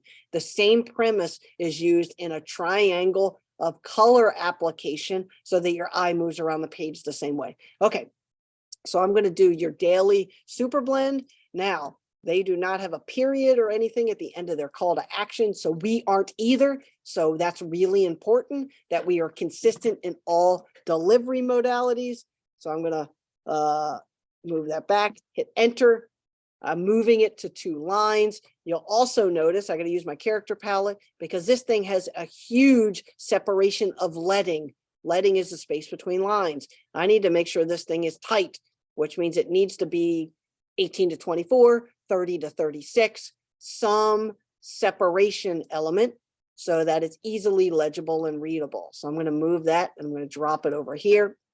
Now, as I start to create my layout now for my template, my corporate campaign, now that I have 2/3, 1/3, center focal point, reverse S set up, all the basic layout principles of my design, I need to create the safety area in my layout. And the safety area in your layout is 1/8 to 1/4 of an inch off the edge of the page. So I'm actually going to make it easy and I'm going to move this thing about 1/4 of an inch of a safety area. So let's move this, drop that there. I'm going to create a safety area around the entire page so that we know exactly where elements need to be that matter in the layout. And so I'm going to drop that to there.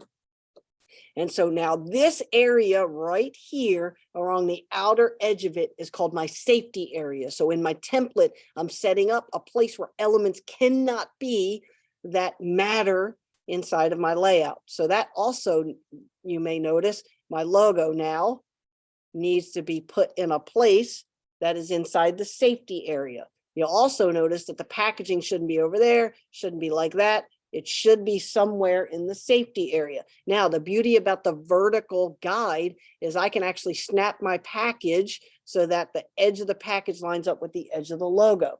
That's creating a visual box or a visual border around our layout. So really important to know and understand. So I just dropped that in there for the time being. So now I have safety for my text.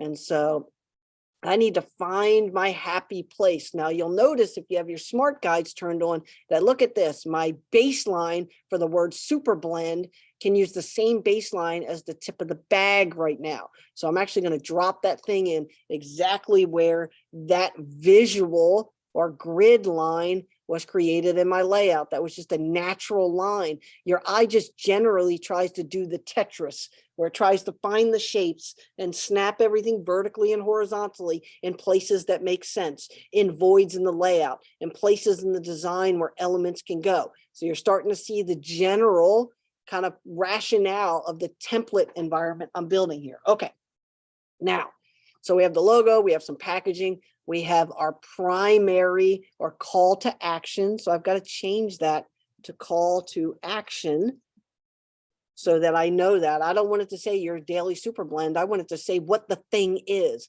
If I know that a call to action is that thing, then I'm good with it, right? I know what it is. So now I need to be consistent. I'm going to change this into some either medium or black, something heavy, so that it matches the delivery of the typeface in their call to action on their site. You also notice the spacing is a little bit more in theirs than it is ours. So I need to set this thing back to closer to 0 so that I have the appropriate place for the type. Now, here's where adjustments start to happen. 2/3 image, 1/3 texture, center focal point, a horizontal layout. I'm starting to put my elements. You're going to notice the type is on her arm right here. Yeah, I put her in the middle, but I actually could move her over slightly, and I'm going to. And the reason I'm going to is that I want this to be in my safe area. So you see I'm moving it, but I still want it to share the same baseline as my bag tip. So I'm going to do that, and I'm going to move it over a little bit.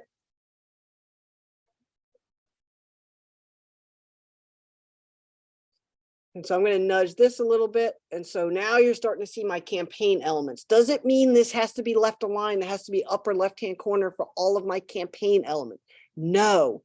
Does it mean it needs to be the same typeface with a bold application?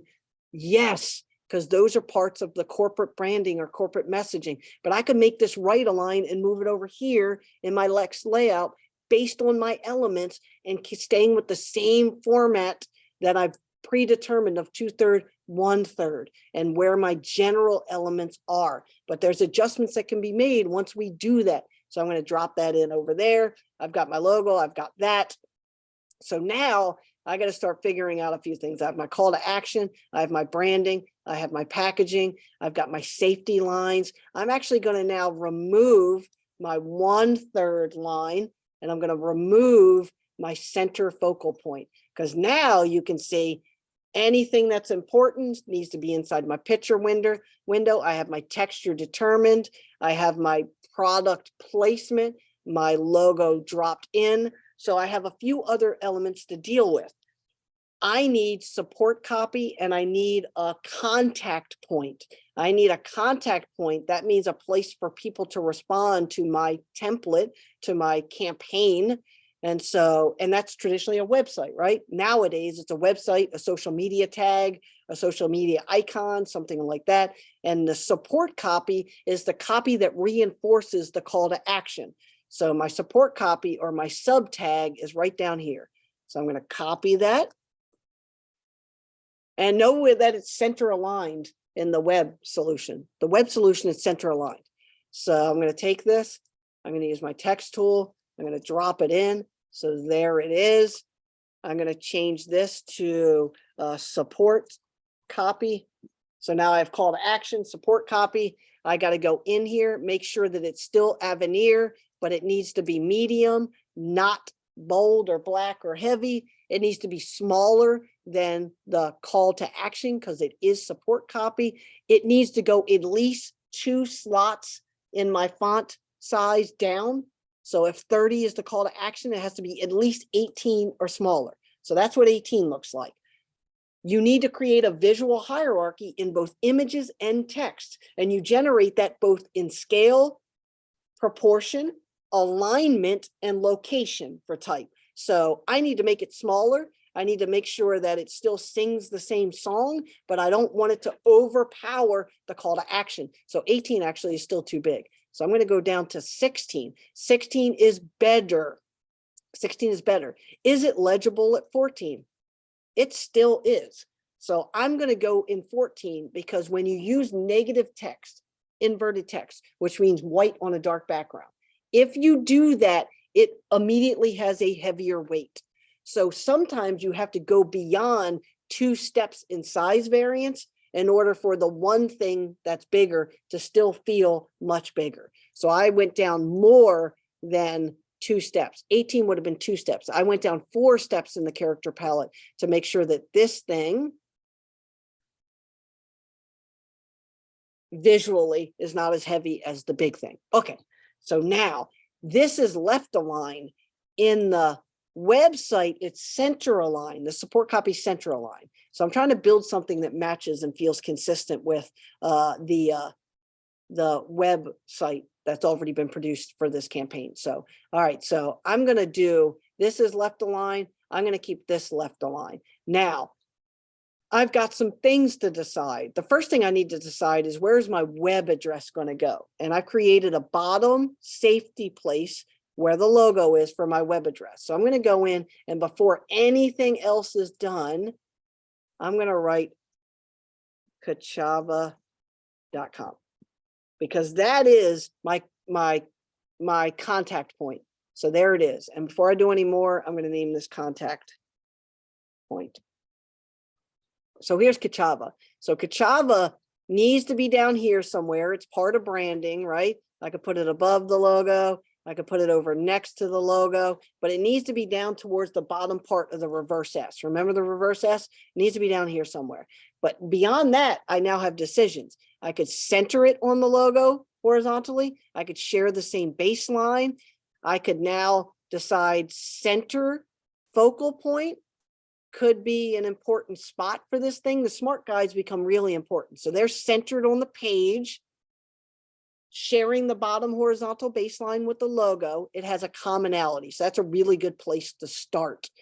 So now I'm starting to get my elements. So I have my call to action, my support copy, my contact point, my branding, my packaging, and everything's starting to come together. I have my safety areas. Everything's in a good place. But I think now, you know, their website has a lot of this like blending in it. So you can see how the bottle blends over top of the background, kind of divides baselines. They have some things going on here. So I think I decided in my kind of brainstorming my thumbnail that I was going to blend out my texture. So my texture's over here, and this is just a look and feel. It's something I decided on kind of as I was problem solving. So I'm going to take my soft eraser brush and I'm going to remove part of my texture 1/3. So watch what happens when I tap this. The texture blends into the background. So now take a look at this thing. This is what it looked like before. I took my soft eraser tool and I removed part of it, and it's creating a bleed to the transparency, a bleed to the transparency. The reason that's important is because I'm actually, see the bushes behind it are green also. So I'm trying to actually generate something that blends green over here. So everything starts to have this kind of commonality. And look what's happening here. So the package sits on the texture. The logo and the web address are part of the texture field. The image is 2/3. The call to action, the support copy are in the 2/3. And now I'm starting to blend some of my elements together. I did that because I'm actually going to take my type and allow it to be left aligned. So I'm actually going to bump this stuff so that you see what the paragraph would look like if I make it left aligned. Now I need to go into my left aligned because remember 14 point needs to be like 18 point in my paragraph separation. So you're also going to notice that I made it left aligned just like the call to action. And actually, if I move this over a little bit, I can align it with the text and also align it with my 1/3. So you see the visual baseline that was created here in my template. I'm going to set the second line of text on that so that it unifies the 2/3 with the 1/3.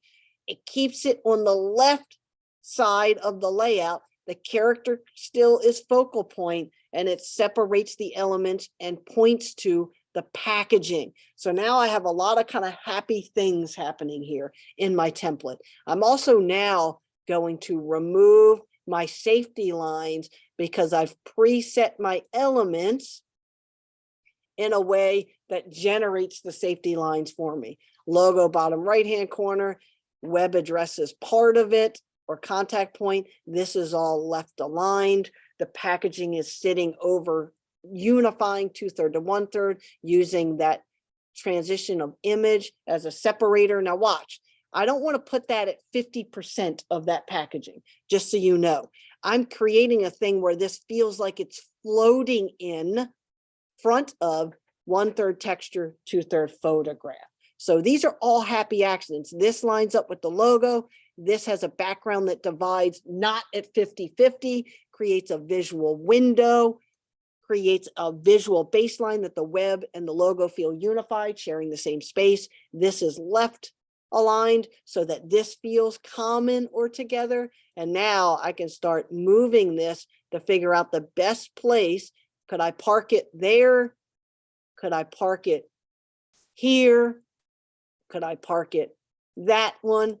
I'm trying to decide, does this need to have a background shade or something so that it's legible? Can I use this as layout and just use the background to make it legible and readable? But everything needs to be legible and readable. And in this template, I've determined the call to action is bold, it's bigger, it's left aligned. Support copy is regular font, left aligned, inverted with white. Logo is a knockout. The web address is aligned with the logo and is a knockout or inverted, and packages an overlap or an overlay. So my next design, I could move that over there, move text over here, move the logo. It's just determining where the elements are in the command, in the kind of thumbnail layout of my concept, but importantly, naming things in a way that everyone knows exactly what they are. Now, I'm getting there.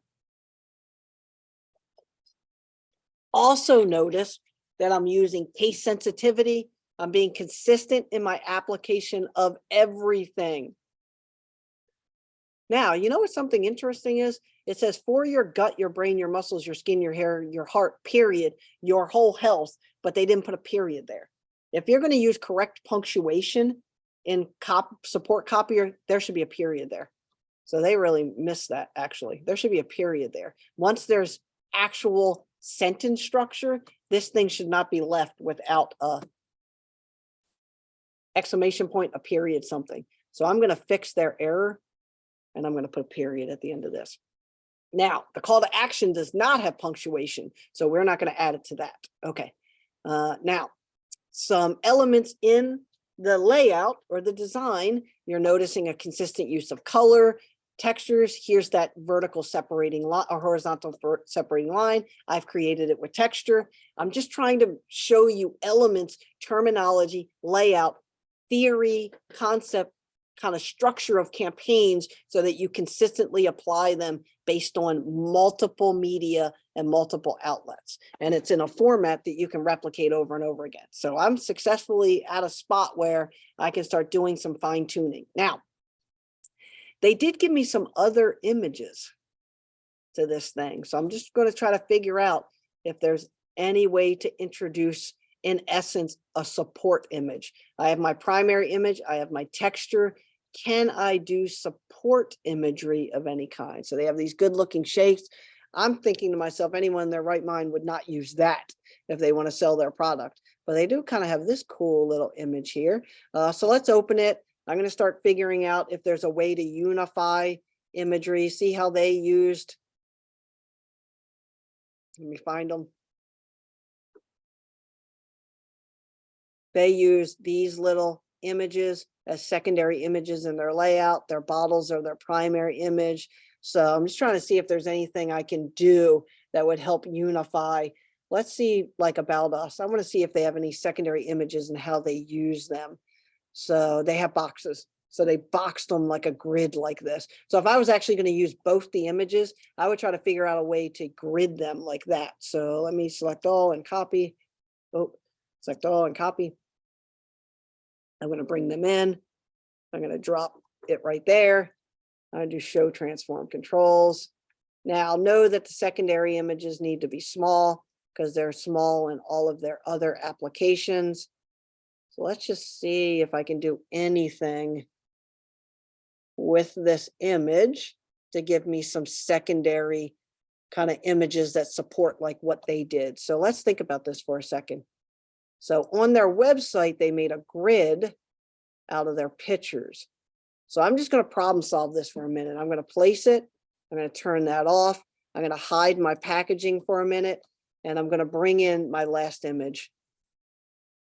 And so let's bring this one in.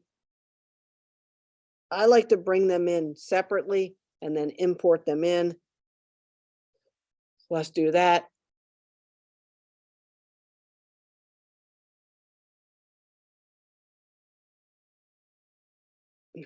And so now I'm going to see if I can generate the same picture window technique that's on the website. So you see, if I did that, it would look something like that.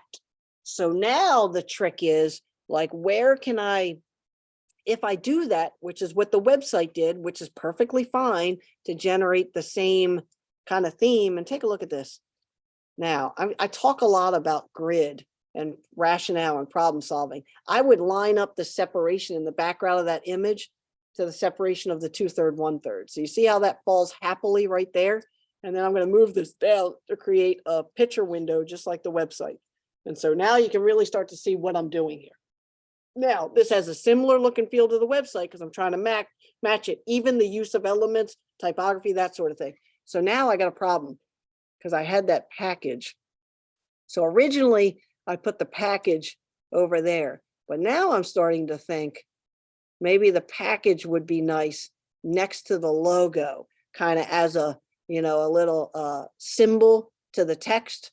And so if I do that, I have to make some adjustments. So either the package can go here and I can move that text down, or the package can go next to the words, and then I have to move the web address over. So let me do that. I'm going to make a duplicate of this just so I have a copy of it,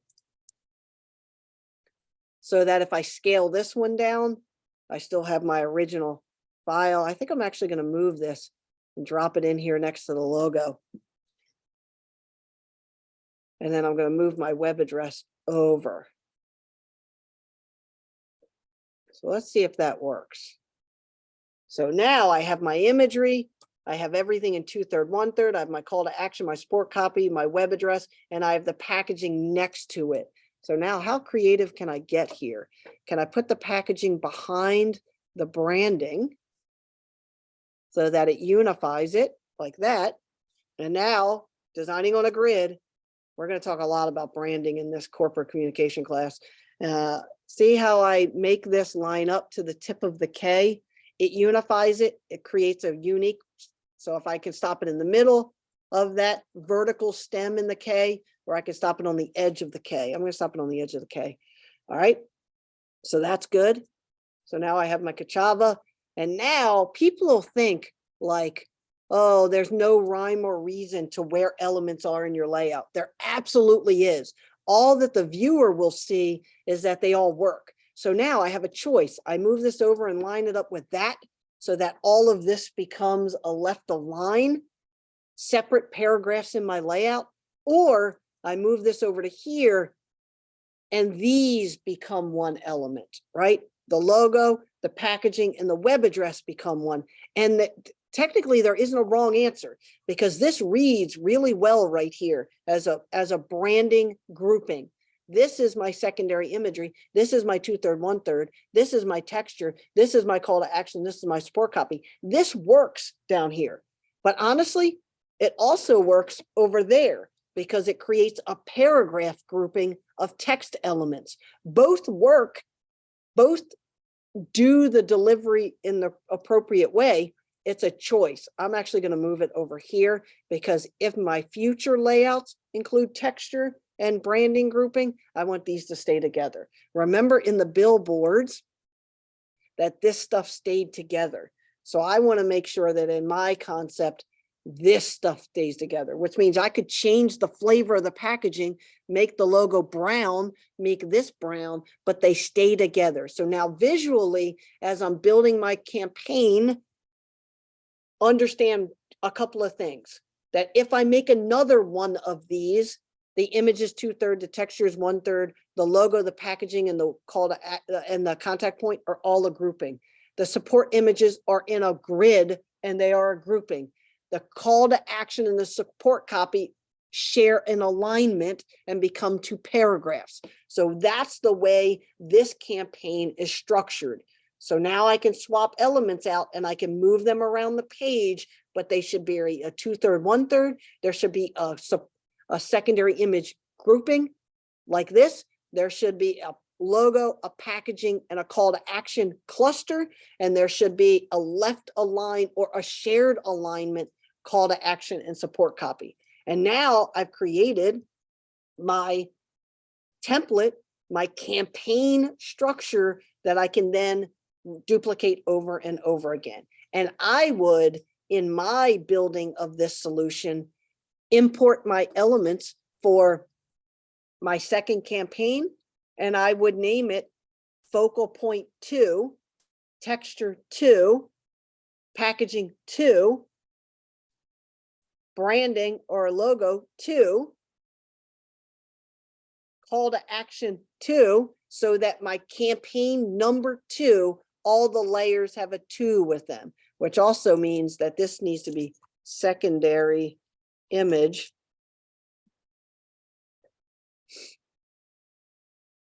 and secondary image B. So I have everything named. Now, the last thing I can do, we talk about in Photoshop a lot about effects and different things we can do to make a thing unique. if I wanted to and decided that it was important, I could do things like drop a drop shadow. So there it is. Actually, that drop shadow is not strong enough. So let's just go 23, 23, 23. Let's see what that looks like. That's nice. All right. So then double click my other image. So now I'm just doing style, right? I'm doing style in my template, but the style is important because if I do that, I want to be consistent across the board. So I'm shadowing those. I'm choosing the light source. Let's go in, and for the sake of the process, I'm going to do the logo and the packaging as well. So let's go into branding, put a drop shadow on it. So now you can see they are all tied together. Let's find my packaging. I'm going to put a shadow. So now everything in the cluster over here has a shadow, which means that my web address needs a shadow too, my contact point, because all of this is a cluster. So all of these things are reading as one thing, secondary images. So then that becomes a choice. Do I want my call to action support copy to have shadows because the other elements do? If I didn't shadow the secondary images, I wouldn't shadow this. But because I shadowed everything over here, more than likely I would shadow my call to action and my support copy too. So let's just drop a quick shadow in there just so you can see what it looks like from my campaign standpoint. Now, in the web address, let me see something here. It's got a lot of transition of color from color to white. So I think actually I'm going to go in to where my texture and focal point are. I'm going to add another layer and I'm going to create a little white stripe. So this is just part of my concept I've been thinking about. Yeah. Zoom in.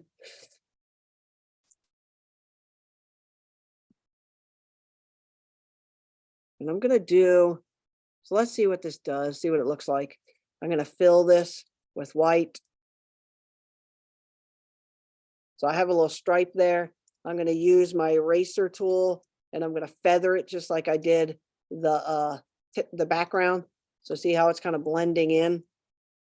And the reason I'm doing that is because I actually want it to point towards the subtext, but you'll notice that it's still too close.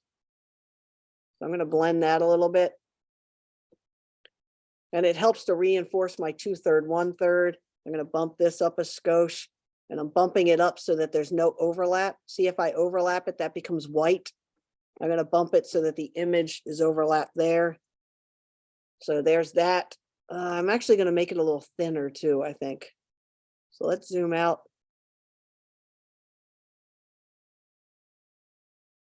So I'm going to take that. Where did it stick it in the layers?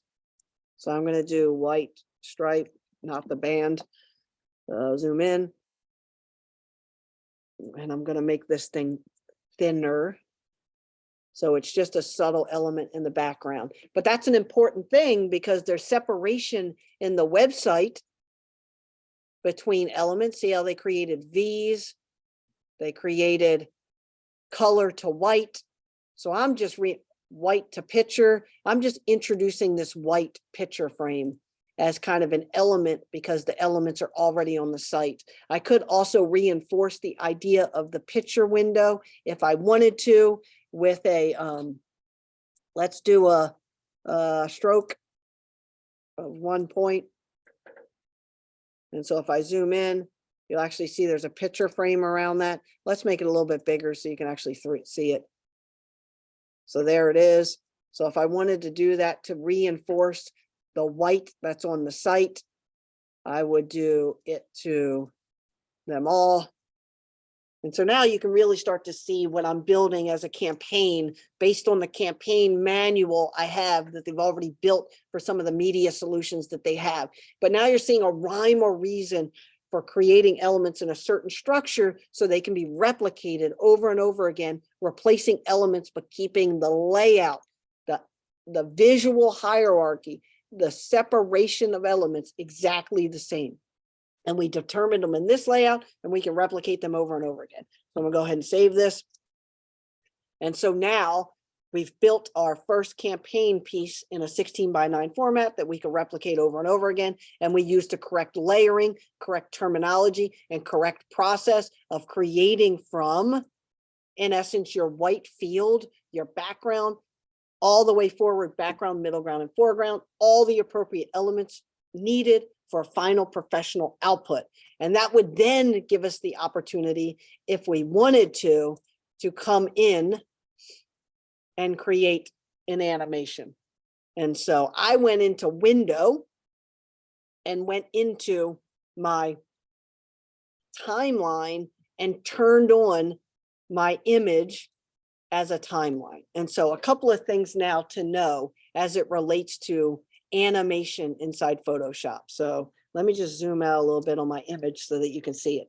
What I like to do is I'll build my campaign structure, my campaign template, get it all approved for the client, create my first output, my first object or one-off in my campaign. I'll do a save as for that campaign and create, in essence, my animation version of my campaign. So if I get in now and do save to computer, nowadays it's all social. So I'm just going to name it social for social media. So all I did was go into Window and turn on my timeline. And once I turn on my timeline, it asked me to create an animation. My animation now has been created in a 5-second environment. Here it is on my timeline. And each layer has its own attributes. So let's just say that my call to action. So let's find my call to action here. So here it is, my call to action layer. My call to action layer has the ability to adjust transform, opacity, style, and in essence, a wrap or a warp for my text. Now, once I have my layers determined, background to foreground and all that good stuff, I can go in and start manipulating those layers properties based on an animation. And this little clock here is called a keyframe. And so I can actually place little changes in properties in my layers in Photoshop in order to create kind of this animation process. So let's just say I wanted to do opacity. So I'm going to drop a little anchor there. All right, I'm going to drop a little anchor there. I'm going to go into my opacity and I'm going to turn it down to 0. And you're going to notice my call to action went to 0. And I'm actually just going to scroll out a little bit to like there. I'm going to drop another keyframe and I'm going to change my opacity to 100%. And you're going to notice that my animation animates in my call to action. I don't do any timeline animations until I've created my entire campaign image-based completely from my white field, my background, all the way through to all of my branding. And then I can, in essence, build a little animation for social media of my design that I could then export as a consistent branding thing. But keep in mind that anything I do, whatever the final resting point is for the layer, is what it is as a flat object, as a non-animation. And so that's fine for call to action. Let's move it back to the 0 time frame. Let's go to packaging. So the packaging copy is the one I need. And let's just say I wanted to change, so let's scroll down. Maybe I want to change the position of this thing. So I'm going to drop a little keyframe. I'm going to move this thing off the page. I'm going to drop another keyframe right about there. And I'm going to move it back. Oh. Let's do this. Let's take it and we're going to drop another keyframe about here. Let's make sure that my packaging is off the page there somewhere. See where it is. Oh, wrong one. Let's get this thing and see if we can bring this thing back. I might have taken my wrong packaging there, which it looks like I did. So I got to undo that. So let's just get rid of that because that is my one that was hidden. So let's just make sure we have the right one here. So it's the regular packaging. So let's make sure that, let me check my layers real quick. Yeah. All right. I got the right one now. All right. So let's take it back in the timeline, drop the positioning, take it in the timeline. So let's move it. We'll move it over. So I'm just going to hide it behind the picture here for a minute so that I can drop another one. So let's drop another one and move it back over.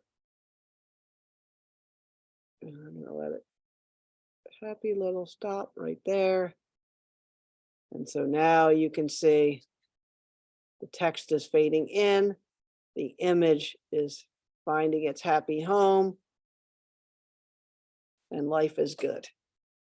Now, your book has you do a little animation and export it as a movie. But the important part of the lecture is that we're building appropriate image-based structure that can be applied across multiple media. So I'll go ahead and save that and close out of my Photoshop. That's about 2 hours. I didn't want to kind of go that long, but I had to do a little introductory there. And so that takes us into your animation, your video chapter, your image effects, kind of what you're importing and playing with, and your potential output of your document from that, which is your step-by-step. If you create this template, you create the framework for your out-of-book project, you build it into a movie animation using these steps, then you achieve your chapter outcomes as well. That's where I'm going to kind of shut down the recording of the lecture so that any of you that are watching it later can follow along to this.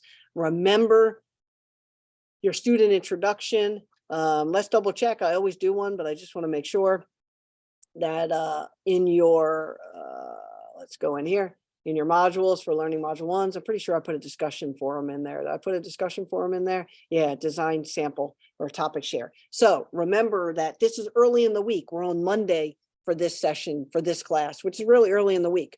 By Wednesday, you should have your student introduction. By Sunday, you should have your design or topic share. Maybe you see something cool during the process of building this campaign structure that you'd like to share in your topic share. And remember, Sunday night at midnight is your out of book submission. It's one animation built in Photoshop, same process as we're doing here tonight in our lecture. And if you complete that to the outcomes of the project, you may also give me a PDF of your layout for chapter 11, 12, and 14. Just make sure that you read those chapters because the terminology we're using for labeling layers and communicating our concept have been reiterated inside chapter 11, 12, and 14. So everybody have a good week. I'm going to keep the chat on for a little while just in case there's any questions. We're at like 8:35, so that's open lab time for you to work on your projects. And I'll see you guys Monday night next week.